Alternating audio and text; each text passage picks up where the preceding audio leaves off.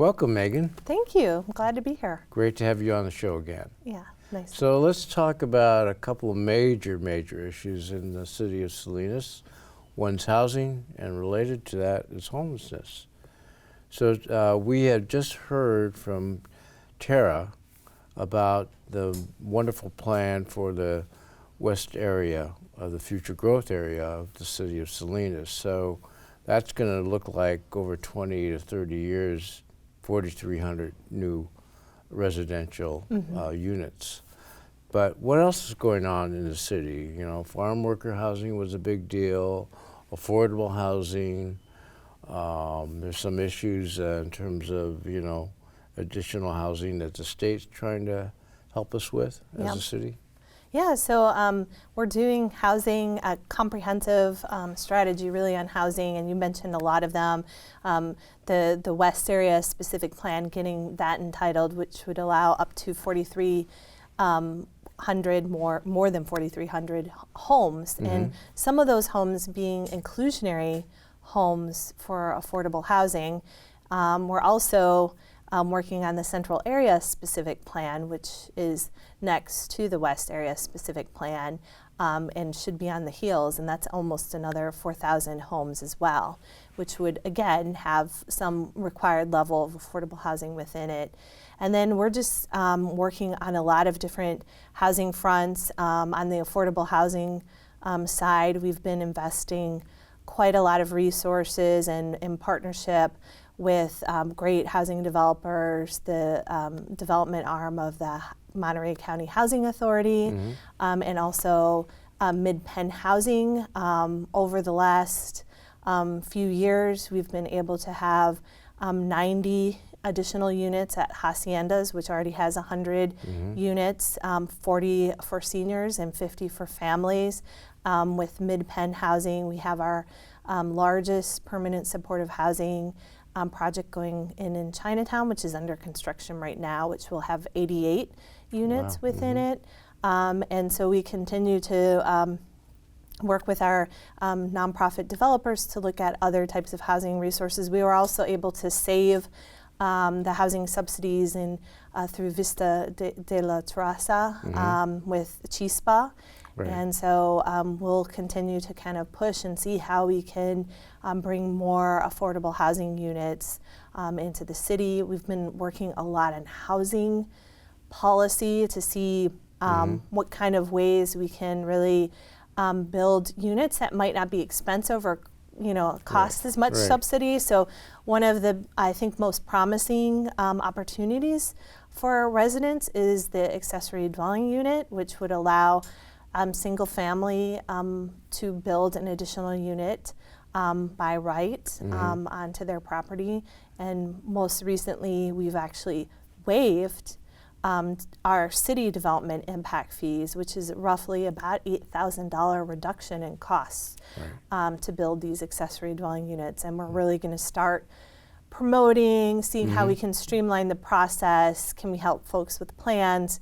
We're also looking at what kind of financing, working with different lenders to see how we can facilitate that. So by right means that basically it's just administrative approval. Exactly. It doesn't have to go before planning commission. No. It's not a conditional use permit, nothing exotic here. No, just you pull your building permit. Right. There was a recent development of farm worker housing just on the edge of the city, which the city was involved in, correct? Exactly.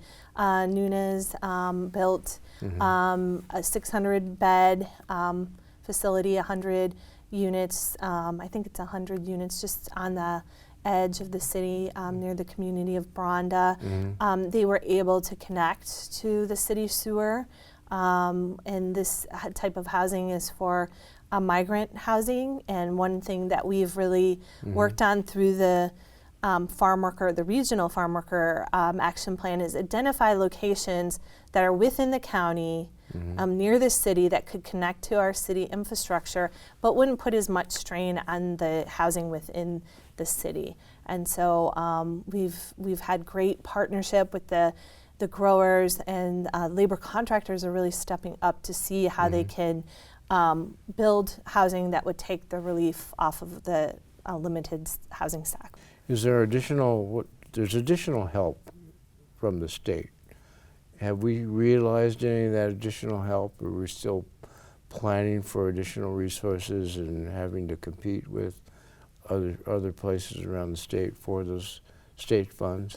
Yeah, I think there's going to be a lot of additional resources that are coming down the pike. It's still kind of in the early phases, so we're trying to find out exactly what it means. But a lot of it is just working with our housing partners and identifying sites and getting sites ready to go. The tax credit pool will be expanded, which will actually facilitate a lot more housing projects, because there'll be more money in the tax credit pool, which is the primary way that these housing projects get funded. Right, so there's additional resources from the state.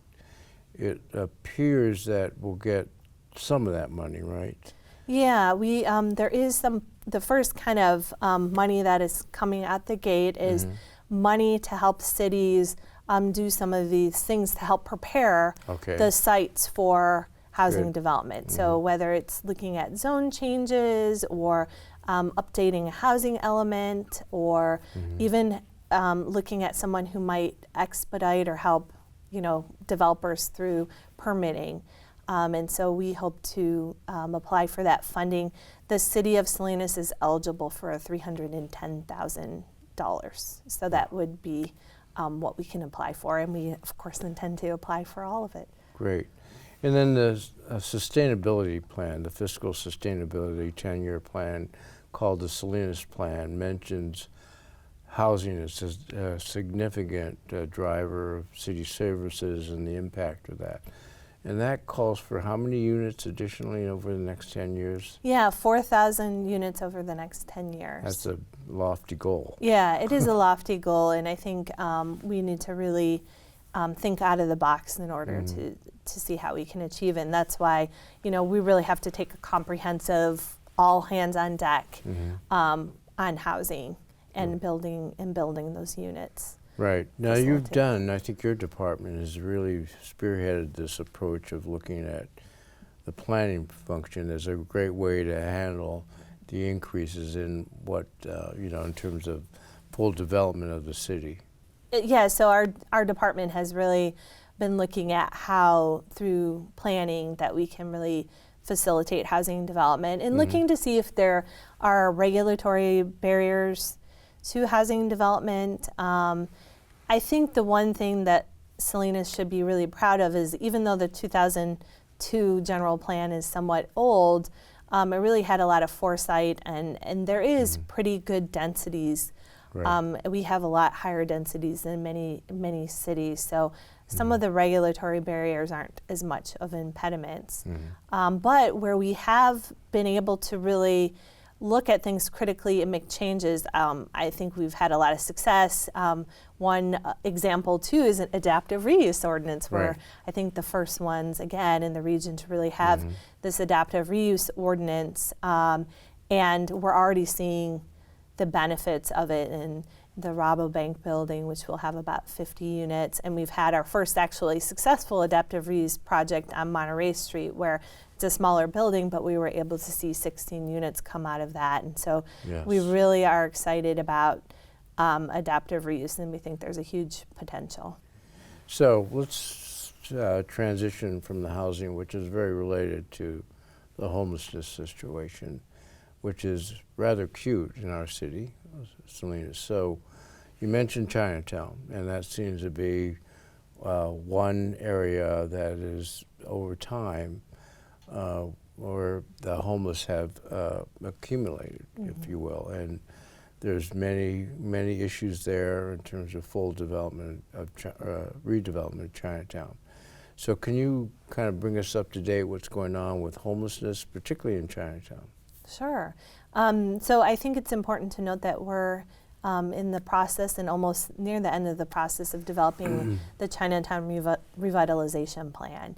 And I think that plan acknowledges the importance of Chinatown as a vital downtown neighborhood that needs to be linked into the downtown.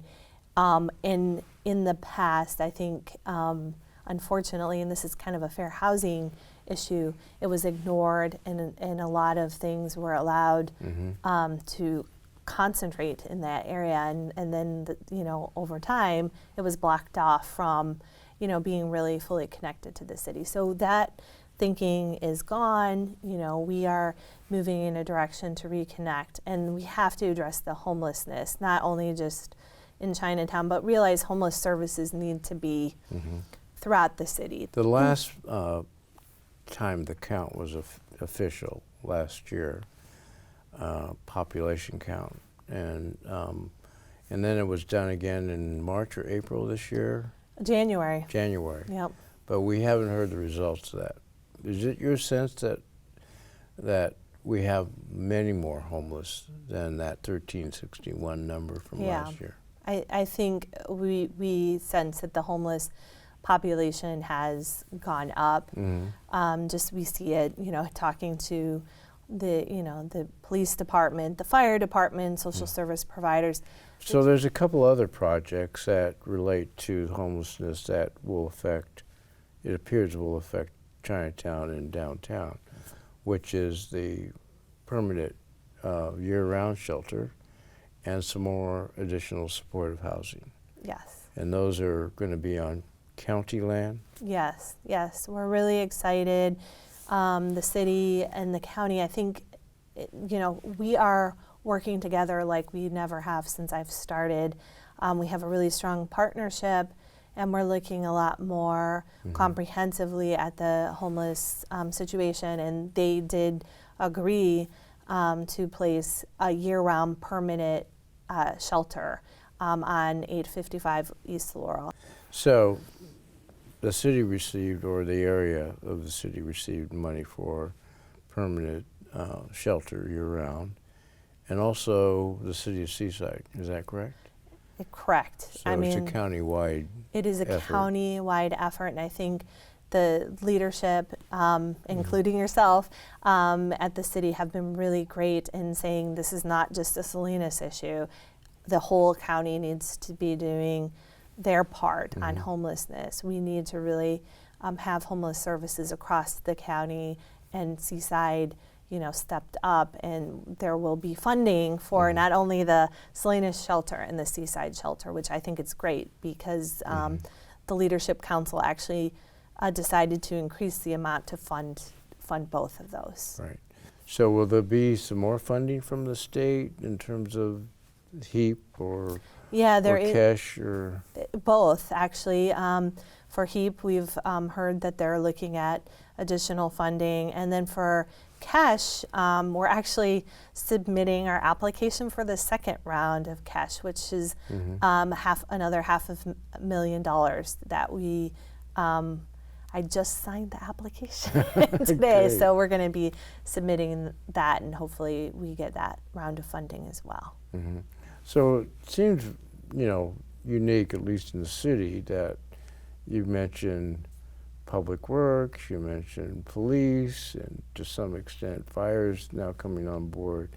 It really is a sort of system team approach to solve the many different issues that homelessness issue presents overall. Yeah, it's been great. I mean, we've had some, kind of transition, which could, in some of the leadership roles, but all of the new leadership have been very on board with looking at homelessness comprehensively. I mentioned the police department stepping up and figuring out in their budget how to have a homeless outreach team officer who is working hand in hand with our homeless housing coordinator, and then Public Works just doing an amazing job coordinating the cleanups and trying to figure out how to support the effort. And of course, they spearheaded a lot of the early work in homelessness. And as it's transitioned to our department, they continue to provide a lot of support. And then you have a new program that was funded in the fiscal 2019-2020 budget, right? Yeah, we're really excited. We are going to be putting forward a contract with Downtown Streets team, hopefully July 2nd. And this organization has had huge successes throughout the Bay Area. And what it is they work with and heavily case manage homeless who want to actually do work around cleanup efforts and get some job experience. And they've just been able to really make a tremendous difference, building a culture of, changing kind of the culture of homeless folks who really do want to help, but don't always have a mechanism to kind of show people differently that they're not a drain, but they can actually contribute to society. Well, that's exciting. So July 2nd, the council sees the contract. And then how soon after will you see the Downtown Streets team in action? 45 days. Okay. And the great thing too is the team lead is local from Monterey County, so she knows our challenges and issues. And they're going to be hiring 2 full-time people locally. So we'll have a team of 3 people embedded working in Salinas, and so they're going to be working on setting up an office. And then of course the actual team members are homeless from Salinas that they work with. So when do you think the redevelopment plan for Chinatown will be completed and ready for a presentation to the public? September. Okay. We're shooting for September. So, and then you have another plan that might affect housing and maybe also help the homelessness issues, and that's the LSL Vibrancy Plan. Yes, exactly. So where are you with that plan? Yeah, we're close to the same time frame. We originally hoped to be finished with it in July, but the plan draft is needs a little bit of more massaging, and we want to get it right. And that plan looks at really increasing opportunities and development along the corridors, and then again letting some more flexibility in some of our low density areas for housing development. We really feel that accessory dwelling units could be a real help in the LSL because we see so much overcrowding, and a lot of times we have illegal accessory dwelling units that aren't safe. So this could be a way of helping legalize and make sure that those units are safe. So we mentioned state resources, and the state's basically almost done with their budget, and additional resources going to maybe the HEAP program or the CASH program, more housing for homeless. But are there some other legislative initiatives that might affect the city in terms of how you use more, you create more housing, or by right there's more housing and they're trying to streamline whatever regulatory process that may be potentially a roadblock? Yeah, there are a lot of there's actually dozens of bills that are in discussion.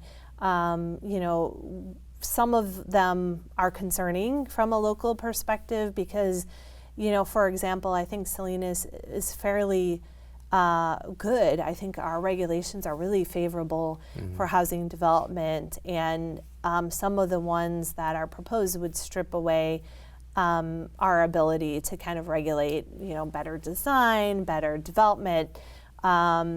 So there's a little bit of concern about some of them. I think that probably the most promising ones may have to do with the California Environmental Quality Act reform, or people know it as CEQA, because sometimes sometimes neighbors who don't want maybe as much density or are concerned about affordable housing, they may use CEQA as a way of stopping a good project. Right. Fortunately for us, being in an urban setting, generally speaking, there's a CEQA exemption for housing on under 5 acres. So a lot of times we don't have as many of those CEQA challenges, but they're still there still is a possibility, because if you're over 5 acres, you can have someone using it to Yeah. thwart a good project. Right.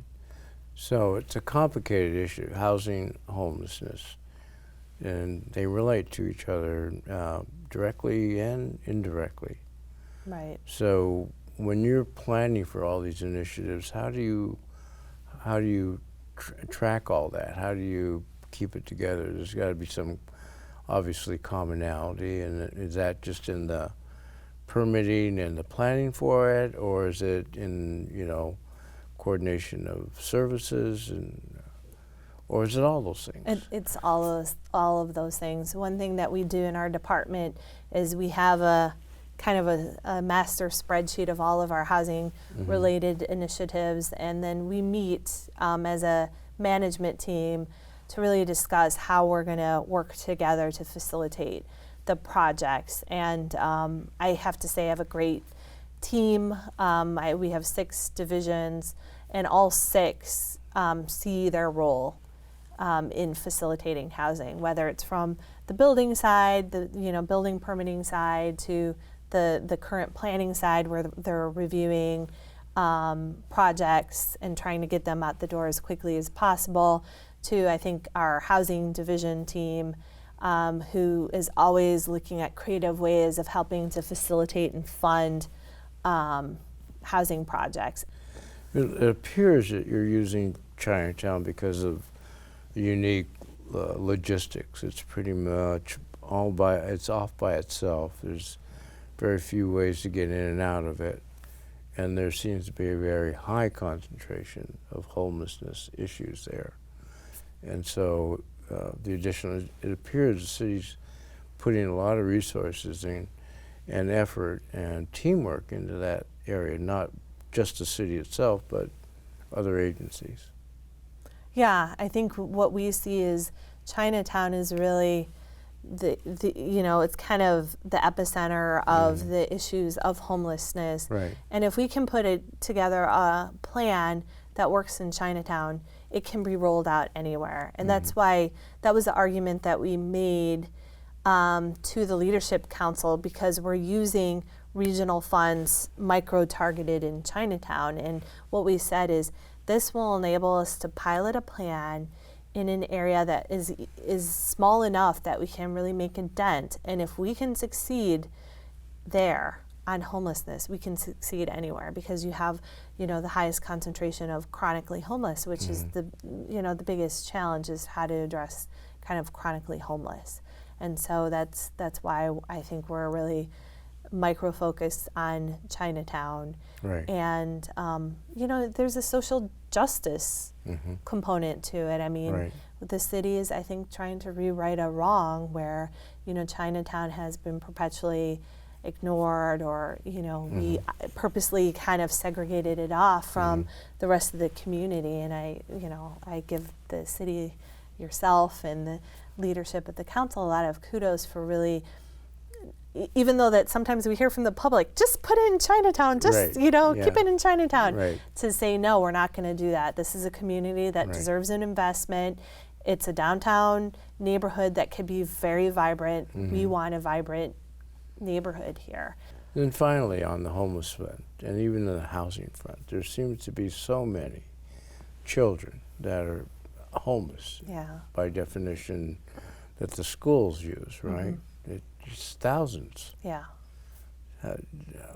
Is somebody leading that effort to address that specific population?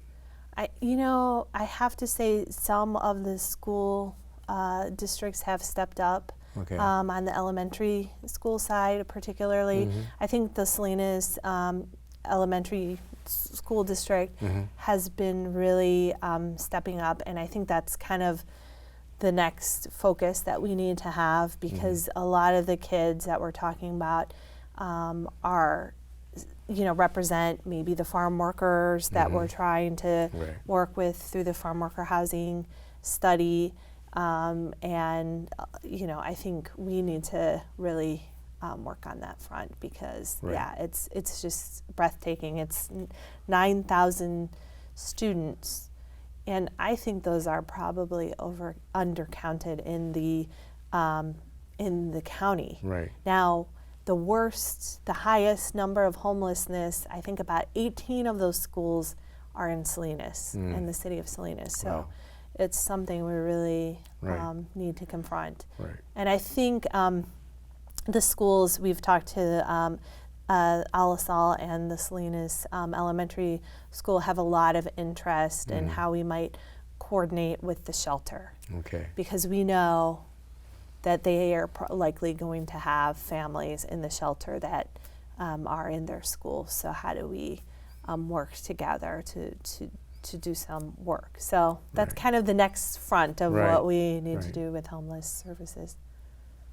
Well, it's been great. It sounds like part of all of this is in making an improvement is also educating the community how much of a challenge it is to deal with the whole spectrum of homelessness issues, Right. and that there is a real need for all of the community to be part of the solution. And it's easy to say, not in my backyard. Right.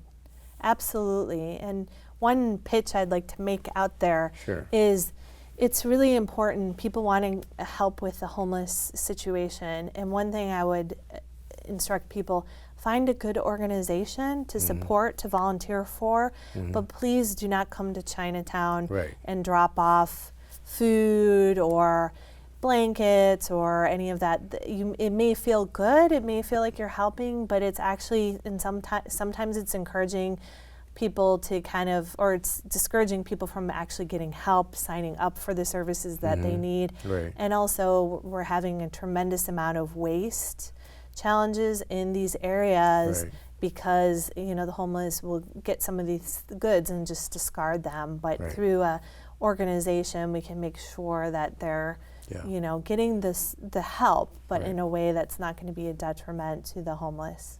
I think that's an excellent point. Help can be, disjointed, unorganized, but the right kind of help will go a long ways in helping improve the whole situation and addressing the homelessness issues. Yeah, absolutely. And a good example is the Methodist Church. They serve lunch and breakfast. They have volunteers from dozens and dozens of churches that both could give food and volunteer there. And it's contained. It's the folks, they have case management services there, so they're really using the food to really drive the case management. And that's where you can get involved, give to those organizations that are providing the services in a way that it's coupled with case management, housing, and so forth. Well, this has really been enlightening, both on the housing front and the homelessness front. You really have a lot of challenges, but you seem to be making some very positive gains overall in both those areas. Yeah. So thank you. Thank you. Thank Well, you. it's great having you on the show, and we'll have you back as more progress is made in both the housing crisis that we have and also the acute homelessness issues that we have challenged that are facing us as challenges. Great. Thank you so much. And thank you, Megan.